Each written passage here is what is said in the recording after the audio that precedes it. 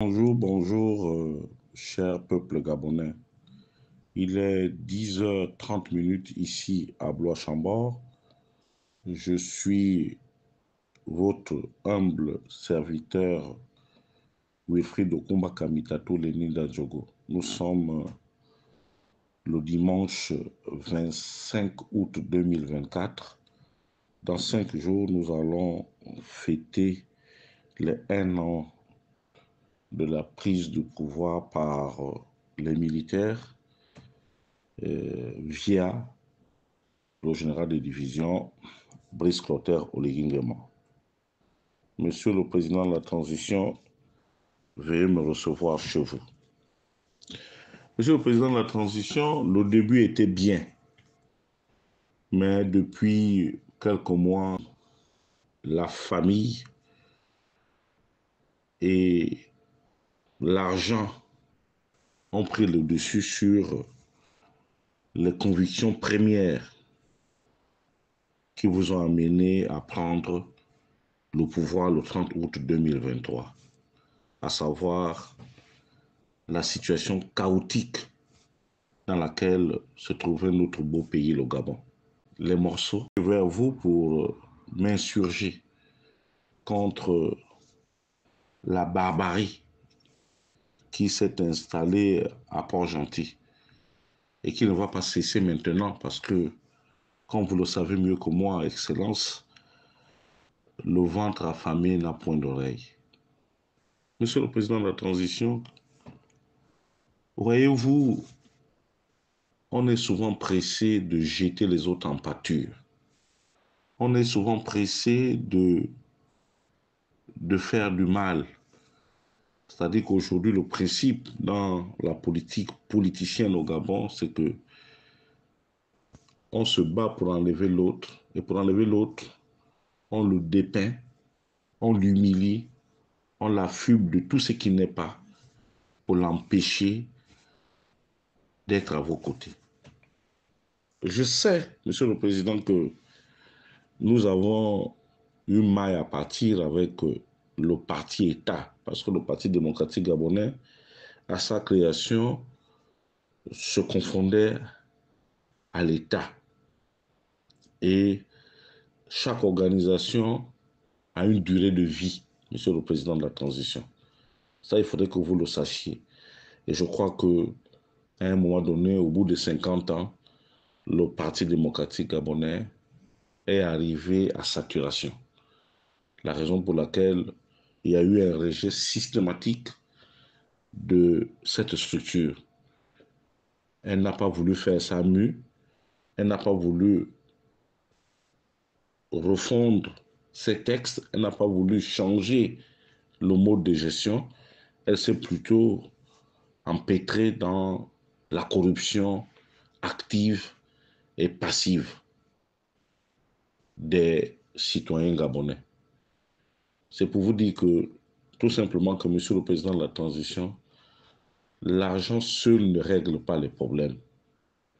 Je vous ai vu depuis votre avènement à la magistrature suprême, depuis que vous avez pris le pouvoir, vous avez sillonné le Gabon, vous avez donné de l'argent, vous avez embrassé même les démons, tout justement parce que vous cherchiez le populisme. Mais vous ne voulez pas attaquer aux problèmes de fond qui minent notre vivre ensemble, notamment le tribalisme grégaire. Et dans votre façon de faire, moi je comprends.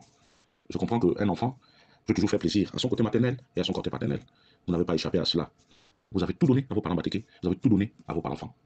Aujourd'hui, regardez la situation du pays. Un pays complètement divisé. Même si, lors de votre séjour à Togovéen, nous nous sommes efforcés de nous faire la rakiri, en acceptant d'abord de recevoir un fils du Haut-Togé. Mais les blessures sont profondes.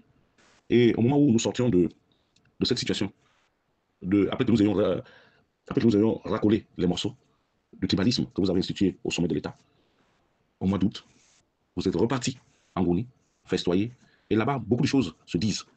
Mais est-ce que l'association Tchoumou est un super gouvernement? Est-ce que l'association Tchoumou, c'est là-bas où on décide de la vie de la nation? Monsieur le Président de la Transition, moi je pense que vous devez être au-dessus des partis politiques, au-dessus des ethnies, au-dessus des considérations partisanes, parce que le vivre ensemble entre Gabonais est plus important que nos intérêts personnels. Voyez-vous ce qui se passe à Port-Gentil? C'est beaucoup plus un choix hasardeux des hommes. Parce que, Excellence, Monsieur le Président de la Transition, je n'ai rien contre le général que vous avez mis à la mairie de Port-Gentil. Mais j'ai été à Port-Gentil comme vous. Nous avons tous été au Stade Blanc. Nous avons tous vu les maires précédents de Port-Gentil fonctionner.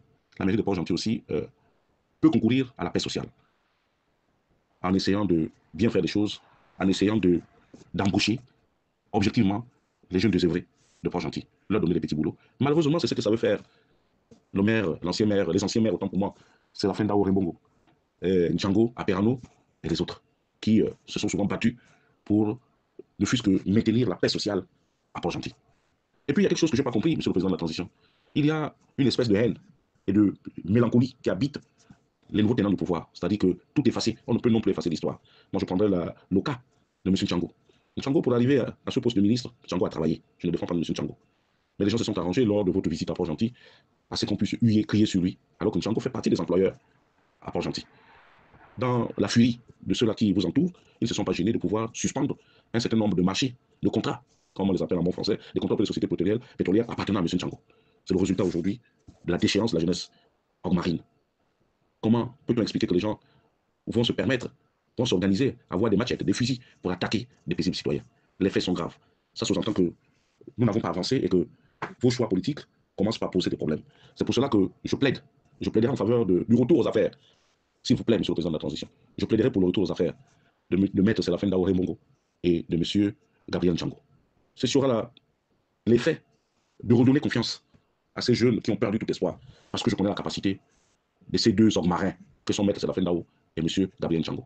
C'est à vous de choisir dans quel registre vous pourriez les utiliser. Mais je verrai bien, Monsieur Séraphin Daoré, pour le petit temps qui nous reste là, de revenir à la mairie de Port-Gentil. Il n'y a pas de honte lorsqu'on s'est trompé, parce que s'il faut entretenir un ivrogne, permettez-moi de l'expression, ce monsieur-là ne ressemble qu'à la bouteille d'alcool. Ce monsieur n'a pas de projet pour Port-Gentil. Et ce monsieur, je ne pense pas qu'il penserait même à sa propre progéniture, si ce n'est à un verre de bière, à se soulever la gueule à longueur de journée. Le retour de monsieur Gabriel Nchango dans une place de choix amènera à ce qu'il puisse reprendre les discussions avec ces jeunes désœuvrés. C'est vrai que ceux qui ont pris les dabas et autres pour agresser les gens devront répondre de leurs actes devant la justice. Mais là encore, c'est une situation qui ne fera qu'alourdir le climat à Port-Gentil.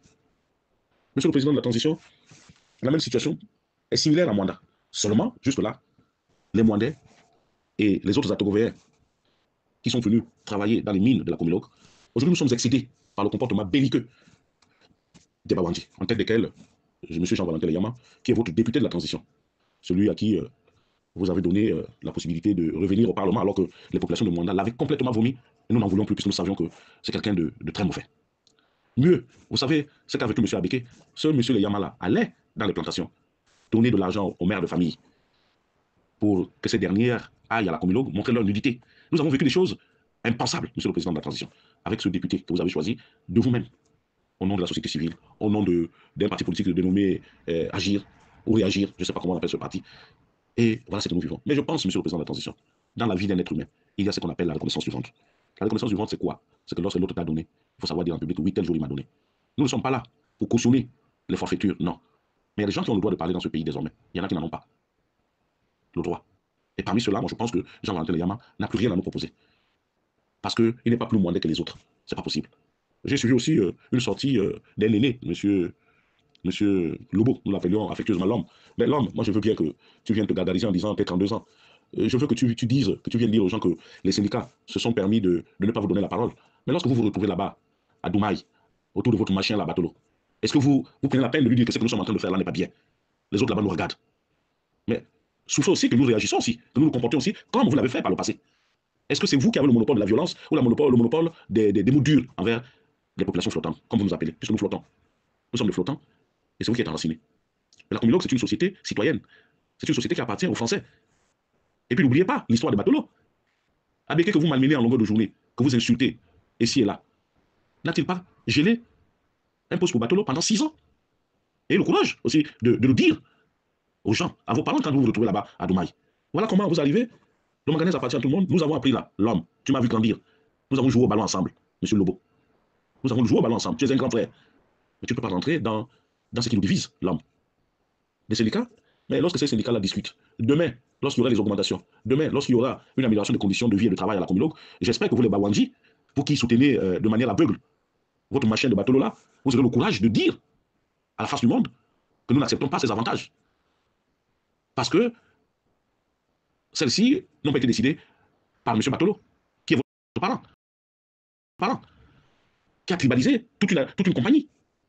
Donc arrêtons ce genre de choses-là. Nous ne sommes pas là pour chercher des problèmes. Que chacun de nous prenne ses responsabilités. Vous étiez hier dans un mariage, on s'en fiche. Mais désormais, reste chez toi, en pays à Wanji, en pays Bawandji. Nous allons rester chez nous. Tu n'es pas obligé de nous dire bonjour l'homme, on s'en fiche. Parce que vous n'êtes pas sérieux. Quand les gens m'ont posé ce genre d'acte, vous étiez en train de dire, vous étiez en train de consommer. Maintenant que nous réagissons aujourd'hui. Et ce qui s'est passé à Port-Gentil, arrivera à Mwanda. Ne vous inquiétez pas. Nous allons nous battre pour notre indépendance. Parce que nous estimons que vous en faites un peu trop. Monsieur le Président de la Transition, je ne finirai pas mes propos sans pour autant parler de ce qui nous divise aujourd'hui. La fameuse campagne du oui et la fameuse campagne du non. Monsieur le Président de la Transition, voyez-vous, sincèrement, vous n'avez pas besoin de ça. Vous n'avez pas besoin que l'on vous colle l'adjectif, le qualificatif, autant pour moi, de dictateur. Vous avez convoqué un dialogue national inclusif, que moi je considère d'exclusif. Depuis 6 mois, depuis que cette messe-là est finie, nous n'avons aucune résolution sur la place publique. Plus grave, les gens se lèvent pour dire que vous devez voter le oui, en disant que si nous ne votons pas le oui, c'est qu'on veut qu'on vous enlève, c'est qu'on est contre vous, même Monsieur le Président de la Transition. Pour prendre ce pouvoir-là, est-ce qu'il y a eu une émanation ou bien il y a eu une intervention du peuple? Il n'y a eu aucune intervention du peuple. Vous vous êtes levé avec vos frères d'armes, vous avez pris le pouvoir. Donc, vous pouvez toujours continuer à garder le pouvoir si vous le souhaitez. Éternel ad vitam. Vous pouvez garder le pouvoir comme vous voulez, Monsieur le Président de la Transition. Donc, pour nous, aujourd'hui, nous estimons que c'est un manque de respect notoire de la part de vos envoyés dans les villages, lorsque ces derniers viennent nous dire que si nous ne votons pas le oui, c'est qu'on est contre vous. Mais comment peut-on parler d'une constitution que nous n'avons aucun document sous les yeux? Donc, ça voudrait dire que si, par l'extraordinaire, dans cette constitution, il est marqué que M. Brice Clotaire Oligui Nguema est le président à vie du Gabon. Monsieur le Président Oligui Nguema est désormais le roi du Gabon. Le Gabon devient une royauté. Donc, nous allons accepter comme ça, sans pour autant que nous ayons le droit d'émettre des réserves. Et c'est pour cela que je me permets ce dimanche, qui est un jour réservé au Seigneur, au Créateur du ciel et de la terre, de parler aussi un peu à Papa Zakari Biboto. Papa Mwana Tsomi, comme nous aimions t'appeler au village. De 68 à 2000, jusqu'à ce que tu aies eu cette déchéance dans le gouvernement d'Omar Bongo, le gouvernement de Jacques Mille Encyclopédie, nous n'avons pas apprécié ce que tu as vécu. Pour une situation matrimoniale quelconque, nous ne l'avons pas accepté. Que l'on te maltraita comme ça, avec les services rendus à ce parti, qui est le Parti démocratique gabonais, et surtout à la famille Bongo. Personnellement, je n'ai pas apprécié. Parce que j'estime que dans la vie, la reconnaissance doit être la première qualité, que nous devons tous avoir. Mais papa, je t'ai suivi à Franceville, lors de ta prise de parole en tant qu'aîné par rapport à l'âge, et en tant que doyen politique devant le chef de l'État. Tu nous as dit de manière frontale que tu te battrais pour que Louis puisse l'emporter et que le Haut-Ogooué ne peut pas décevoir le président de la transition. Et que les Atouroués ne doivent pas aussi avoir honte parce que tous les Gabonais sont comptables de la situation que traverse notre pays. D'accord, Manatsomi, d'accord, papa. Mais papa, n'oublie pas le fondement de ton combat politique de 2000, après que tu aies été lié au gouvernement, jusqu'à ton retrait de la politique, lors du dernier congrès de ta formation politique, l'Union nationale. Tu t'es toujours battu pour l'alternance au pouvoir, papa. Tu t'es toujours battu pour l'alternance au pouvoir. Alors, c'est au crépuscule de ta vie. C'est au moment où tu dois nous laisser une mouture de la Constitution qui doit faire école, un souvenir inoubliable, inébranlable, que tu es en train de vouloir te fourvoyer. Mais papa, quelles sont ces méthodes-là? Même à l'époque monolithique, même à l'époque où il y avait le parti État, on se permettait quand même de soumettre aux populations la mouture de la Constitution. Mais papa, s'il existe des décès inavoués, papa Zakari, je ne pense pas que, au moment où nous devons te rendre un hommage mérité pour ce combat politique épique contre nos bourreaux d'hier, que tu nous ramènes, s'il te plaît, à cette époque monolithique qui nous a laissé de très mauvais souvenirs. Papa, je sais que chaque homme politique au Gabon s'est toujours battu pour sa progéniture. Je comprends qu'au jour d'aujourd'hui, tu réussis quand même à placer beau-fils, tu réussis à placer neveu, tu réussis à placer ceci, au détriment de ceux-là qui t'ont même accompagné dans ce combat politique face à celui que nous appelions tous le grand maître. Mais papa, essaie d'élargir ta main, essaie de donner de vrais conseils à ton fils Oligui. Parce que le chemin que nous empruntons là est fait de beaucoup d'embûches et d'incertitudes. Et ça, papa, tu le sais. Qu'est-ce que tu nous laisses comme constitution?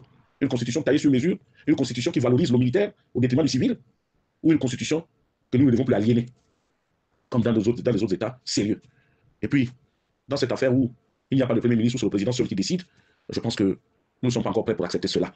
Excellence, Monsieur le Président, Monsieur le Président de la République. Nous ne sommes pas encore prêts pour accepter cela, Papa Zakari Biboto. S'il te plaît, nous savons compter sur ton efficacité et sur ton expérience et ton savoir-faire.